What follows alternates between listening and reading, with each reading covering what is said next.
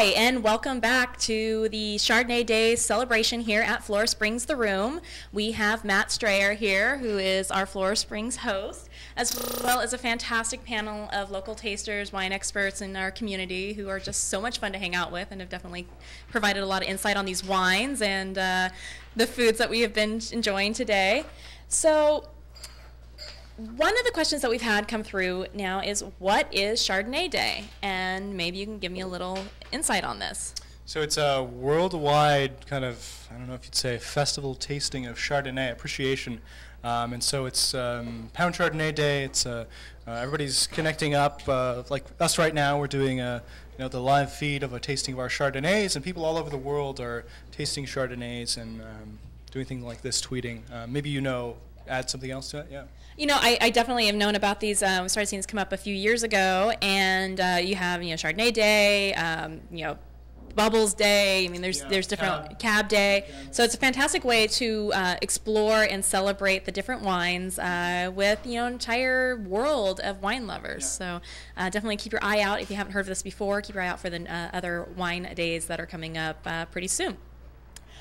So what we want to talk about a little bit more is the Flora Springs history, the family. So give us a little tour and tell us a little bit about Flora herself. Yeah, so Flora, where we get our name from, she's the matriarch of the family. So her and Jerry came out here to Napa about 38 years ago from San Francisco, and they purchased all this land. And really, what they did was they sold all their grapes. So they're primarily grape growers. And then a little while after that, they actually got into the wine making. So their kids kind of wanted to do that type of thing. So it was actually at that point that the Garveys became part of the family too. So it was Julie Gomez and Pat Garvey. They got married, and so it was kind of a perfect combination for a wine-making family. So the Garvey family does a lot with our vineyard management and things in the fields like that, and the Gomez family handles a lot with the managing of the winery and the business, that kind of thing. And so it's kind of a perfect match there. But Flora, she the kids named it after her, Flora. We have natural springs on our property, but Flora, she turned 100 years old in November.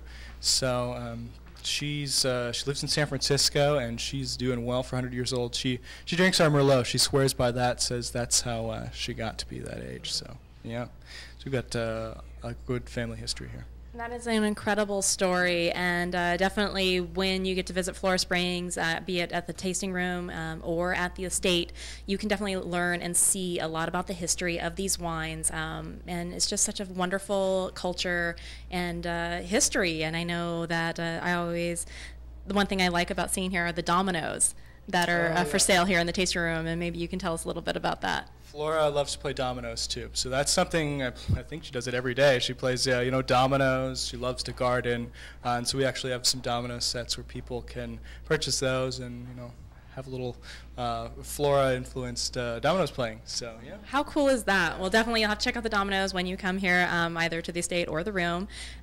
So actually, what I want to do, and we're going to get a little crazy here, panel. I'm going to pass the microphone around, and we're going to turn the camera. And I just want everyone here to introduce themselves to our online audience so that they can see who they've been tasting with today. So I'm going to pass the microphone, and we're going to start over here with Ken. Ken, introduce yourself. I'm Ken Wagner, a la Wine on Twitter. And what? What was I supposed to say? Introduce yourself. Who are you? I already did that. And right. So we're enjoying these fine Chardonnays today. I spoke about some earlier today, and I'll stick with my recommendations, having tasted through these. Fantastic. Thank you, Ken. All right. We know Matt, so we're going to pass right by you, and we're going to go to Sean Quinn. How's it going? I'm Sean Quinn, Twitter handle Quinn Sean M, so a little bit backwards there, same way my wine tastes are. Absolutely loving all the Chardonnays. Too often here in Napa Valley we get so spoiled with all the wine that we have available to us that we almost find ourselves in certain niches and we forget about things. And to actually have a day all about Chardonnay, which you tend to forget about, you're so excited to remember, oh my God, there's so much good Chardonnay available, and you really need to just go out there, taste it, enjoy it, and I'm just lucky to be here with Flora Springs and tasting all their wonderful stuff. So thank you guys, by the way. Oh, yeah, you're very welcome. Hello, my name is Haley Covey. My Twitter handle is Haley C. Covey. I am very excited to be a part of Pound Chardonnay Day as well. Had a very fun experience working for Rombauer Vineyards, known for their Chardonnay. Got very much into the whole Chardonnay spiel, and I'm glad to revisit it year after year with the Pound Chardonnay Day. I think it's fun to sit side by side and get to look at all of the many different characteristics and plays that you can do on just one little wine. It's like having babies, You're making a little bit different every time. Excellent. Hi, my name is Christy Samus. I'm Christy, KRISTYSF on Twitter. I am here not because of my wine expertise, of which I have none. I'm here because of my social media connections. But I am certainly enjoying this, and I came in here today as a Chardonnay skeptic, as many do, and I've really enjoyed the tasting. So I hope you're following along and enjoying this as much as I am. Hi, my name is Meg Barkley, and my job by the day is actually drinking a lot of pink wine. So I'm doing this kind of after hours. My Twitter handle is Napa Foodie. I'm very excited to be at the room. I forgot that they have a movie and a date night series. I'm very excited to hear that Sorensen's Catering is doing a lobster feed. If you've never experienced a lobster feed with Sorensen's Catering, oh my God. Such a treat. You have to do it. So anyway, we're really enjoying the Chardonnays today. It's just a beautiful grape. I've heard it described once as a winemaker's blank canvas. You can really show your expertise in winemaking with the Chardonnay grape. Beautiful wines today, and just here supporting my Flora Springs friends. And I hope you're enjoying Pound Chardonnay Day. My name is Megan Steffen. My Twitter handle is Happy Grape. I also was here more through my social media connection, but I do work in the wine industry. Not a fan of Chardonnay, I'll admit that right now, but they were really good. The pairings were amazing, the food was amazing, and I am very impressed. I've had a really good time, and I hope everybody did too. Hey. Bring it all back. Well, thank you guys so much for being here. You definitely have helped bring a little bit more life and insight to this tasting. It's been a lot of fun interacting with you guys. So we're going to talk a little bit more about, our first experiences with Flora Springs and why we're here. And, of course, continue enjoying these fantastic wines. I am Sarah. I already mentioned that maybe a little earlier, but if you're just tuning in, I'm Sarah from CellarPass, and I have been in the industry now for, 12 years. I feel like I've done this forever now, but I came to the Napa Valley. I got tired of doing the same old retail and wanted to get into wine. I came here, I loved it, fell in love, stayed, and not just with the wine, but I met a wonderful man and really stayed, so this was fantastic. I have probably came to Flora Springs, 7 years ago for the first time. I really enjoyed the wines, and then they remodeled the room, and I just adore the style that is going on here. And let's pass a phone across. There we go. Hey, awesome. Gotta keep Twitter. Through my experience, then I worked with a bunch of people, and then we developed CellarPass, and CellarPass was the answer for helping guests find wineries that they will want to visit, more so than just checking out wine tasting or bellying up to a bar, as is common, but to really explore unique experiences. So if you want to do interactive tastings like this, but at the actual winery, we have a collection of options from very high-end tasting pairings, hands-on culinary demonstrations, light bites, and more. CellarPass is your place to go, and you will be able to plan your entire day easily. So what we want to hear now, what we're getting, the question is, let's talk about the ultra-modern VIP room. All right. All right. So we just remodeled one of our cave rooms. It's basically like a lounge. We've got completely redone. So it's nice, sleek, black cabinetry, beautiful black leather couches, some nice, great lighting, mood lighting you can do there. Turn it down, turn it back up. You've got the fogged window, like you mentioned earlier. Oh, yeah. So private or public tasting, whichever you prefer. And then we've got some great graffiti art on the wall that we just got. So it looks very slick. And in there, you can reserve a private tasting, where you can just do it in there with this small group of friends, like a group of 10 maybe at the most, whatever you'd like. And you can taste some great wines, some library wines that we only serve in our lounge room, our new lounge room. So get some special tasting, and then also do a special charcuterie plate that we have for our lounge room. So you really have to come check us out at Flora Springs and the unique venues we have here. We just have our courtyard, we've got a rooftop lounge, we have our bar, which is also very unique too. So, Absolutely. Yeah. Well, you heard it here, guys. You definitely have to check out this VIP room. It definitely sounds like the place to go when you're visiting the room. I love the graffiti art, actually. I thought that was very cool. I've been hanging out there earlier today, so definitely worth the trip. Are there cave tours? So there are cave tours. We have 2 separate locations. We have our tasting room here on Highway 29. And that it's a walk-in tasting, so you can come right in and do a tasting at our bar. You can also reserve a private tasting or a special tasting like in our lounge room via CellarPass. So you would just go to the CellarPass website, look on Flora Springs the room, and you can set up any time for that. And let us know if you have any special requests, birthdays, particular events. But then you can also go up to our estate. So it's kind of 2 different feels. So the estate, that's where our caves are, and it's more of like the classic Napa. So 2 different styles at Flora Springs. And there you can do the tour. It is by appointment, though, so you want to advance notice. So get that on CellarPass or call ahead and see if that's open. So you can do a tour in the caves, see the property, do some barrel tastings. So 2 different great experiences that I would say you definitely have to experience both of those. Yeah. Definitely. I know the room here, which I do, I can't say enough that I adore it because I do. I'm here all the time, as Matt can definitely attest. But the estate is gorgeous. It is definitely a little bit more classic. You've got the home, you've Flora's home, and I have been lucky enough recently to do a couple events there at Flora's home, and then also we just did a dinner party where we toured the caves and then ended at the outdoor dining space. Truly breathtaking experience.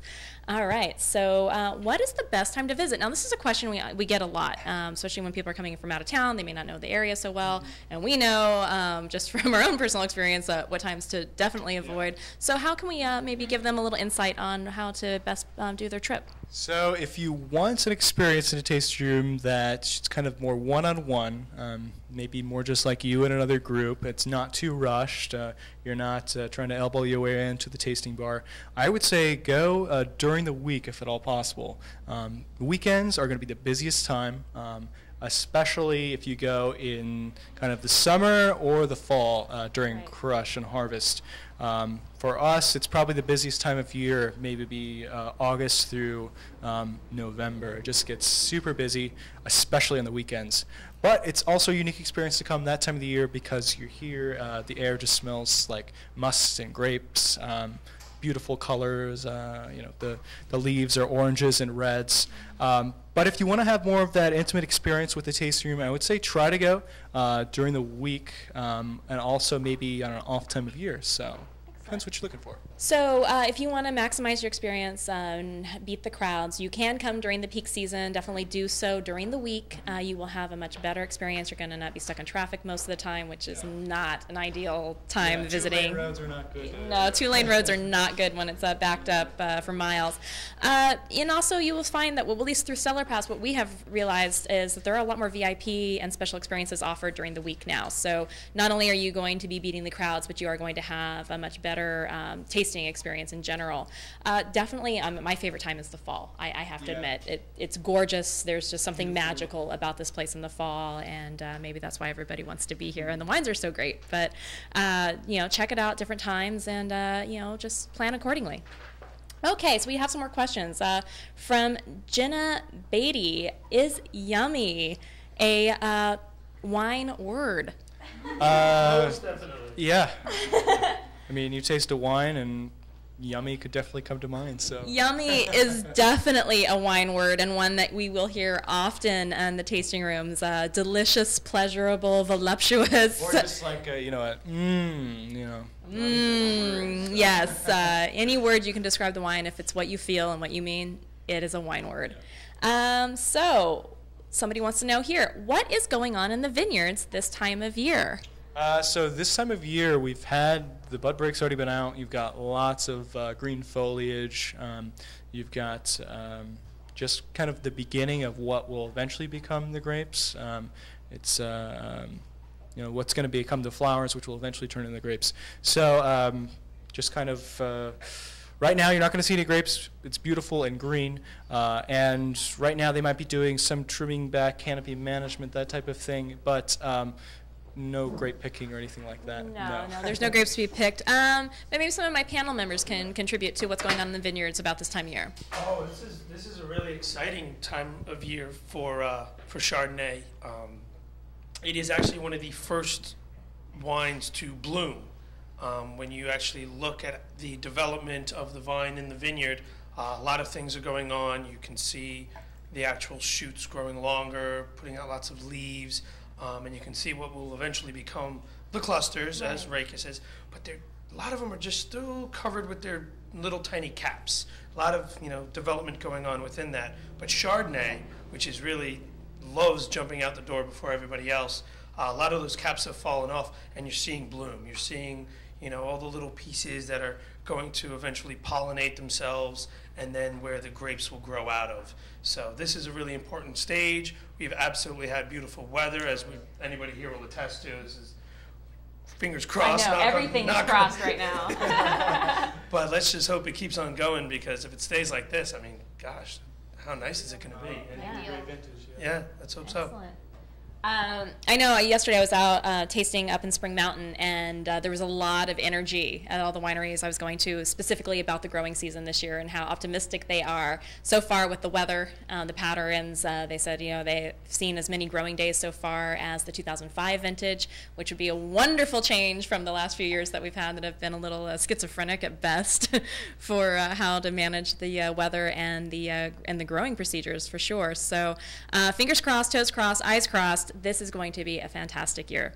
All right, next question from Julie in San Diego, and she asks, when is the best time to visit the room? Well, I know from my experience, the best time to visit the room is when you're here. It's easy to get into, it's accessible. Of course, you can make your appointments online. You can also walk in, depending on what your schedule is. And maybe Matt can tell us a little bit about their busy and peak times. Well, the best time is when I'm here. And then besides that, we're open from 10 to 5, so you can come in anytime there, do some tasting with us. If you want to reserve ahead of time, you're definitely welcome to on CellarPass. For groups of 6 or more, we usually request that you make those reservations, but you can just pop right in. And the same kind of thing applies for whether you want to come in the fall when it's when they're crushing and harvesting, or during the week. So same thing applies there. Yeah. Absolutely. So visiting the room at any time is an excellent time, obviously. If you want to enjoy one of these unique experiences, though, you might want to actually consider making a reservation in advance. It's always helpful, and it's helpful for you, and it's helpful for the team here at the room. So Matt, what do you like best about working here at the room? I love wine and I love talking to people. So it's a great experience. You get to talk to so many interesting people from all over the world, all over the U.S., and then you get to let them try this great wine that I have. So I don't think you could ask for a better like hospitality type of job.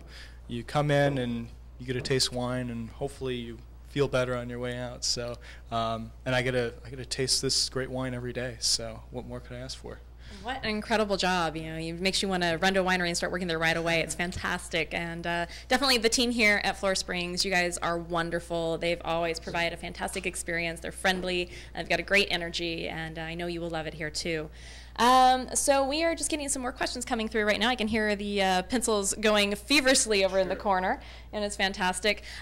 So one of the things I like personally about coming to the room is the rooftop lounge. And I know we touched on this earlier, but if you have never experienced the rooftop lounge, it is an amazing little outdoor area. It's shaded, has a perfect view of the mountains, and of course the estate as we talked about. A super comfortable lounge setting, little fire pits, great place to spend an afternoon with the ladies, sipping wine, and maybe enjoying lunch or a pairing for sure. All right, so we're going to go back actually right now and re-explore our wines. So we've had our wines out for a little while. They've opened up a little bit more. And we're going to kind of go back through and see if these notes have changed a little bit more. So let's go, and we'll just start from the top here and go with our 2009 Napa Valley Chardonnay. Look, I still remembered it. Yay.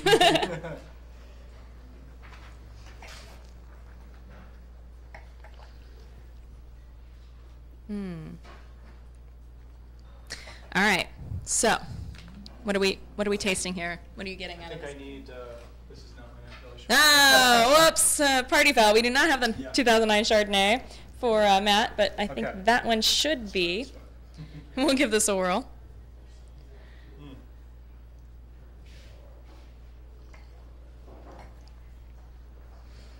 Yeah, I think as it's warmed up has been the biggest change. So you get, there we go. I was going to say maybe some of those citrus notes are less acidic, I would say. What do you guys think? Yeah, I think the temperature change is the largest thing. The temperature change has really been a big factor. White wines for me always seem to kind of bloom like a flower. When you first pour them out of the bottle and you kind of are really looking at them, depending on how cold they are, can really depend on how closed they are. And the more they slowly come up to temperature, they do kind of bloom, as it were. And now, of course, they get warm and then all the petals fall off. But you want to try and catch them at that right moment. Ladies, any other thoughts on those? I've always been told that oftentimes people who serve their white wines colder are trying to mask something in one sense or another, and so the closer to room temperature that you can get a white wine, the more mature you'll experience those sort of flavors, and I definitely agree with that. You'll experience the full effect of just like a red wine.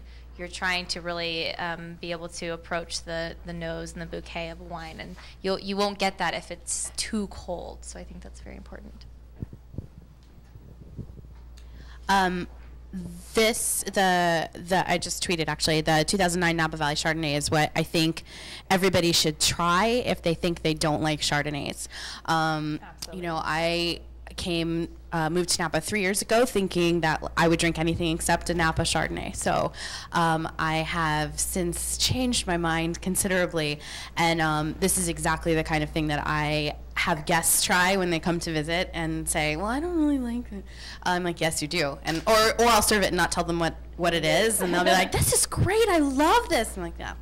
So it's perfect for that kind of, for summer day or visitors. Well, my two favorite out of the flight is the 2009 Napa Valley Chardonnay and the 2010 Lavender Hill Chardonnay.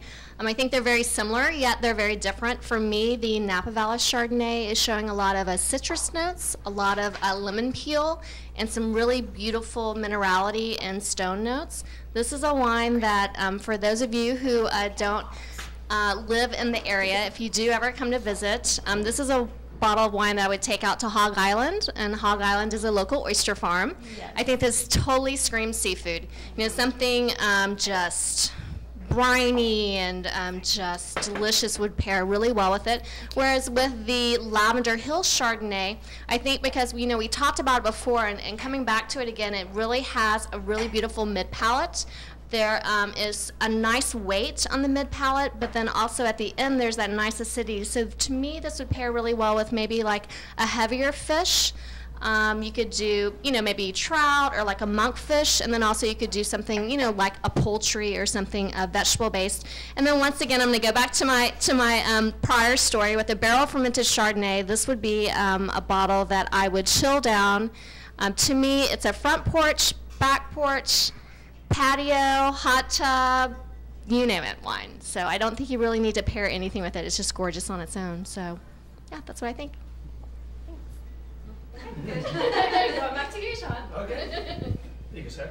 Well, thank you. You just kind of heard from our tasting panel what they're thinking about these wines as they're opening up and as the flavors are progressing. And I have to agree that, even though I do prefer my whites chilled, that it can obviously mask things, and I have heard that, especially if you don't know what you're drinking already, if it comes to you very icy, beware. But what you're seeing here now is, I would say, a truly more authentic example of these wines at this point in time. You can taste all of the flavors. The floral notes are amazing. The nose just kind of hits you much more intensely than it did a little while ago. Okay, so we have from Tyler in Scranton, I'm loving these Chardonnays, and I'm curious what other wines you make. And I know we touched on this a little bit earlier, but why don't we tell us about the other wines and the styles that you guys are playing with right now? Yeah, so I think I mentioned earlier, one of the specialties of us is Cabernet Sauvignon. So we do 5 single vineyard cabs from all over the valley. Because we've got over 600 acres of vineyards, we've got them all the way in the south in Carneros, anywhere in between up to Pope Valley. So great different range of climates, microclimates, as well as soil types. So we do 5 single vineyard cabs. We also do this great selection of Chardonnays.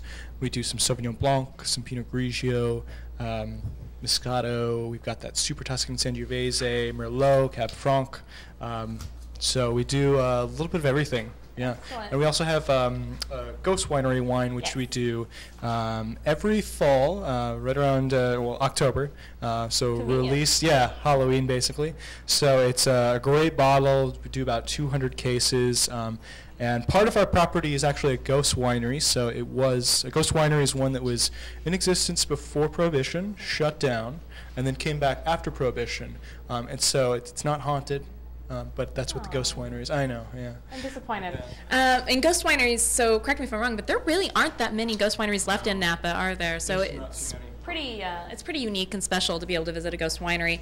And of course, no Halloween party would be complete unless you had your ghost wine on the table. So definitely keep an eye out for that when it gets released. Okay, question from Mackenzie in Washington, D.C. And she asks, did you really win a gold medal with your very first vintage of Chardonnay? And what year was that? Pop quiz. What year did you say it was? Yeah. This is I know it's about 1980, 1978. 1978 was your first gold medal, so you might want to write that down. And it was actually awarded at the Orange County Fair, which was during that time a very big deal in the wine industry. If you were getting golds out of the Orange County Fair, it was big. So our question from Sue out of Miami, and she asks, will you be doing more of the varietal days in the future? Yeah, I definitely hope so. We've done Pound Cabernet in last year, and so we did a great tasting of the same Cabernet but in different types of barrels because we use a few different types. So we've got American, French, Eastern European, and so we did a blind tasting and tried to figure out what those were. And so I definitely hope we do more. Maybe we'll do some more with CellarPass streaming. So. Well, I really hope so. I know that CellarPass will definitely be helping out and celebrating these different wine days for sure, and I am definitely looking forward to Bubbles Day. Yeah. So if you want to keep in touch with Flora Springs, as Julia and San Jose definitely would like to, you can join the mailing list on their website. That's an easy way, and you'll get some periodic emails, and I love getting them, so I have not yet unsubscribed because they are very cool and not too many. You can also find them on Facebook, and that is at Flora Springs Winery on Facebook, or Twitter at Flora Springs. So it's very easy to follow and keep in touch with Flora Springs and find out about all the cool events they're doing here and at the estate, and of course their wines and releases as they come up. And like I said, keep an eye out for that Ghost wine. It is a very excellent wine and definitely one you will want to have on your Halloween table this year. All right, so Mac, is there anything else you can tell us about on these wines, or any other events that might be coming up here really quickly? We talked about NASCAR and date night. NASCAR, we come and do a tasting. Come and do a tasting. And try our other wines, because we've got these great Chardonnays, but we have everything in between besides this too. So yeah, please come and visit us and try some more Flora Springs. Excellent. So Emma in Cincinnati, she says, what would you say about Chard? No way. And you know what? I think I can speak to that honestly, like some of my other tasting panels members here today. I truly would turn down Chardonnay all the time. It was something I did not like. I was not a fan of it, and I would just walk away. If it was Chard, I was like, no way, I'll go get a beer or vodka, something else. Any other fine beverage for that matter. But what we're seeing now is a completely different, I would say almost a renaissance in the winemaking styles for Chardonnay. So if you happen to like Sauvignon Blancs or Viogniers, you are going to be just absolutely awestruck by what these new Chardonnays are tasting like. They are going to appeal to you. They are the red wine drinkers Chardonnay for sure. And you just need to get out there and sample. If you don't like Chardonnay, you just haven't found the Chardonnay that is going to knock your socks off yet. But it is out there, so keep sipping and sip happy. All right, this is our last call for questions. So we're going to give it just a couple of seconds here and get the last few questions. All right. Oh, and here comes one now. Do I have to decant all wines? And sometimes yes, it depends on the wine, and sometimes no. So Matt, what's your take on this? So in general, for whites, you don't really need to decant them. For reds, especially ones that maybe haven't been filtered, they've got some sediment, or some older wines where the sediment is built up, you want to decant them so that all the tannins, the proteins that are in the bottom can kind of settle out, and you don't get them in your glass, because with an unfiltered wine, you can really get a lot of that chewiness, which is kind of undesirable. So do that to get that out of there, and then some people decant just to allow the wine to open up and breathe, get that oxygen contact. So that's another reason why you might want to do that with some younger wines or some older wines. Right, so just I need would to say something open you up. probably want to do with a younger wine for sure. Sure. If it maybe needed to rest a little longer, Yeah. that's some way you can kind of open it up and drink it today. I think this is a great question, though, for our panel on what they think about decanting. So we're going to pass the microphone around once again, and you can hear from our panel. So we're going to start with Sean. It's funny because decanting has become such a new term with wine. I mean, we actually, you've got so many different things that you use to decant, whether it actually is a decanter. I mean, part of decanting started out as simply being how you describe it, to take an older wine and to pour it off the sediment and to maybe wake it up slowly with a little bit more oxygen. But decanting has also become a way of integrating a little bit of oxygen into the wine to kind of make it wake up. So you may have an older Chardonnay, something that had such beautiful acidity and had the ability to age, and you might want to decant that, not to get it off the sediments, but maybe to kind of, hey, wake up, your sleepy eyes, stretch. It's going to be, delicious. Sometimes you may not want to spend money on one of these, Waterford crystal crazy things that you might break, and you go out and you get yourself like a Venturi or a Soiree or something really fun like that. So really, I mean, I like decanting as a general term and really helping wake wine up. It really kind of gives it that nudge, whether it's white or red, and using something to just really kind of take the wine from the bottle and get it into the glass and say, hey, come on, we're ready to drink you, let's go. Excellent. Well, we're actually going to move back to running out of time. Sorry. Oh, sorry. Sorry to cut everyone short. Sorry, team. We're going to catch you in a second. So we got a couple more questions from our online members right now. And so what they want to know about are which Flora Springs wines are screw cap and why? So for screw cap, we have our Napa Valley Chardonnay, our Merlot, and some of our Sangiovese. So I think in general with our screw caps, they're wines that you don't necessarily need to age. And they're wines that are meant to be drank young, and they're fresh, fruit forward, just kind of lively wines that you can pair with food. You don't necessarily have to. So yeah, that's kind of the three that we use. Otherwise, we generally use corks, actual corks. We only use synthetic corks on one of our wines. So, yeah. So screw cap or cork, you decide. That is a question that often you will get, and it's really up for personal choice. I personally like screw cap on wines that I'm going to drink right now. A lot of whites. It makes it very convenient. You don't need any tools. If you're on the boat, you're poolside, makes it very, very easy. But there's something still very romantic about pulling that cork and hearing that pop, and of course it's a heck of a lot of fun to collect your corks. So it is up to you. There are various reasons why wineries may choose a synthetic over a natural cork. You know, you can argue this subject for days, but for me, a natural cork is fantastic. I'll risk my corkage, no problem. So we have a question from Jill in Denver. Does CellarPass have a mailing list and a Facebook page? And yes, CellarPass does. You can go to our website and you can join our mailing list. We send out periodic emails about the properties that are our members, places to go, insights on the different wine countries, and different events. And you can also go on our Facebook, and we are Facebook/CellarPass, so we're really easy to find. Thank you all for joining us. To my tasting panel, you guys were wonderful. Thank you so much. And to our online audience, we definitely loved interacting with you and sharing this day with you. So thank you so much. This is Sarah from CellarPass, Matt Strayer from Flora Springs. Thank you guys. Please come check us out. Have a fabulous Chardonnay day. Thanks. Goodbye.